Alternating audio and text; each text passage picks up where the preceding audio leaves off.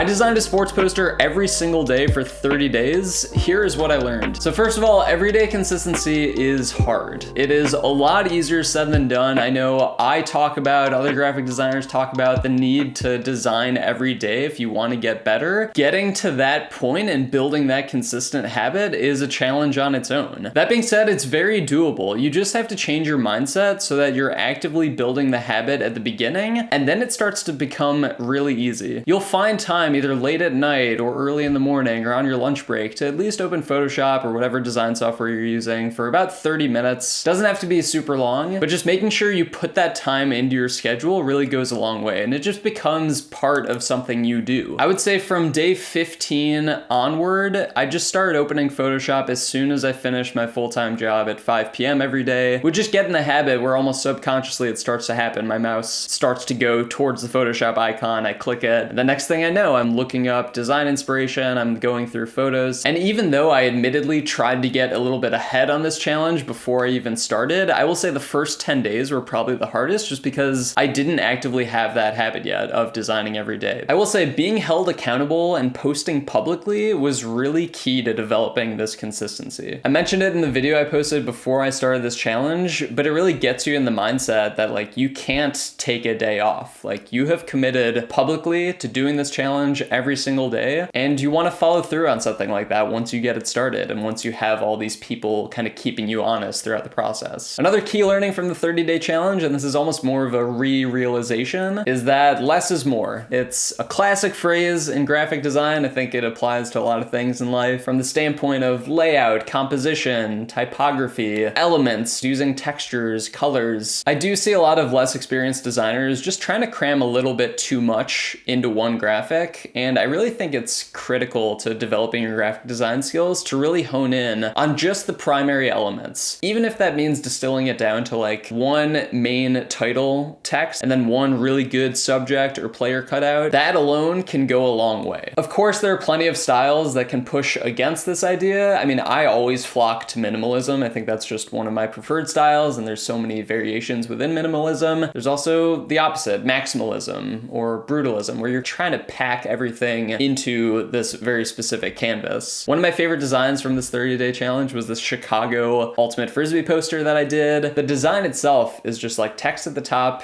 big circle in the middle, tiny text at the bottom. There's not much going on from a texture standpoint. Colors are very simple. I used 3 colors in the entire design, and it came out looking really good. And that brings me to my next key learning, which is that good poster design really just comes down to strong imagery and typography. I've said this many times before, but if you have strong, high resolution photography, that is just gonna make your design that much more elevated over lower res images. If it's like a cool angle or a good action shot or like a really beautiful scenic background, that's just naturally going to be more interesting for people to look at, so it's going to carry a lot more weight. Typography is the same way. If you find an interesting font, you can kind of build an entire design around that, even if it just means starting with like big type at the top of the image and then building off of that. I'd say try to use one of those two things as a starting point, whether it's looking for a good font online, finding one you like, and then building out that text before adding other elements, or starting with a photo,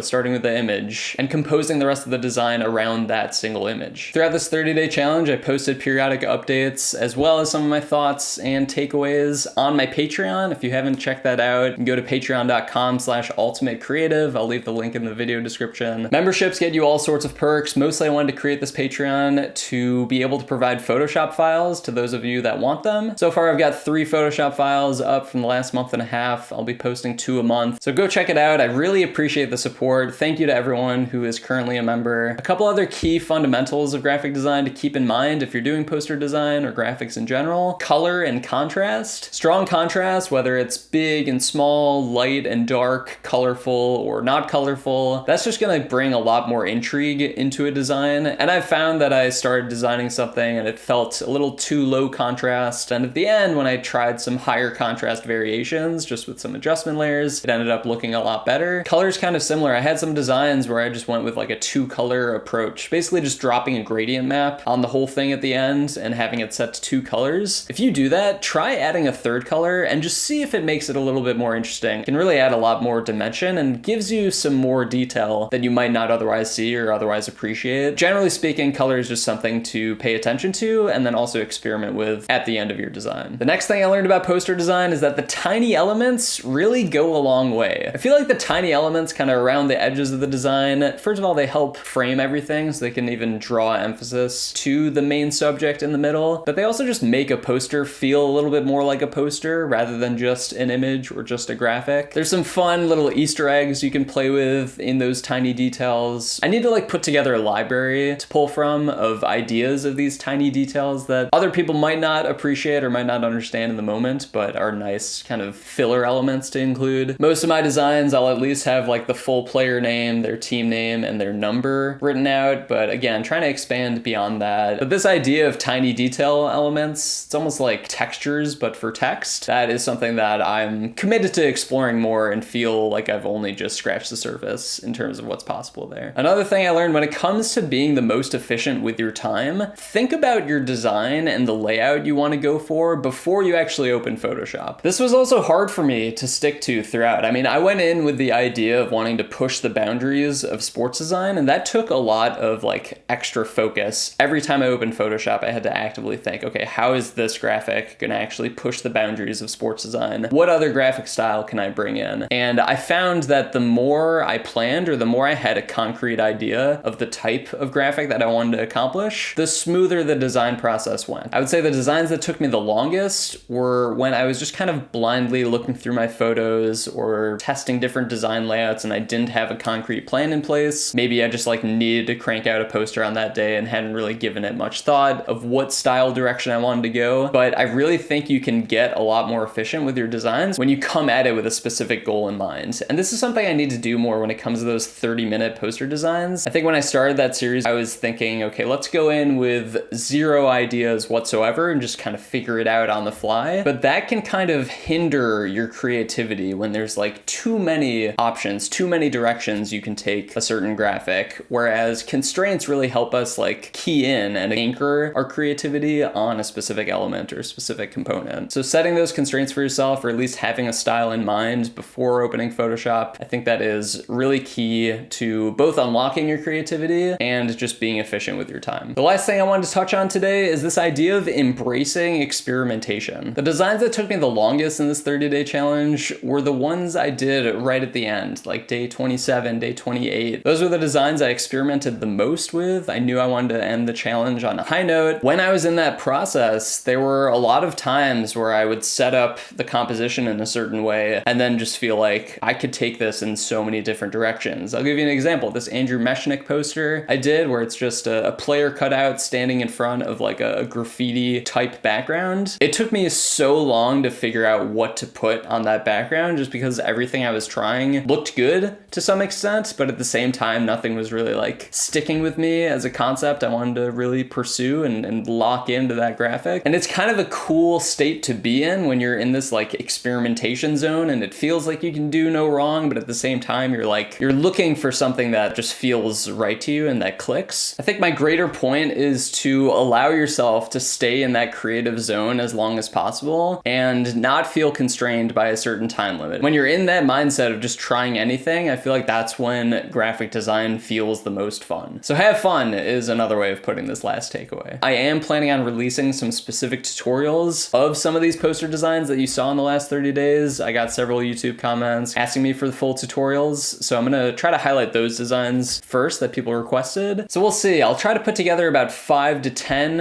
of these tutorials. If you have a specific poster design that you're really looking to see a step-by-step process of how I made it, please let me know. Comment on this video, comment on the short I posted of that poster design. I see all comments, I read all comments. Thanks for watching as always, and again, I appreciate all your support. I will see you in the next one.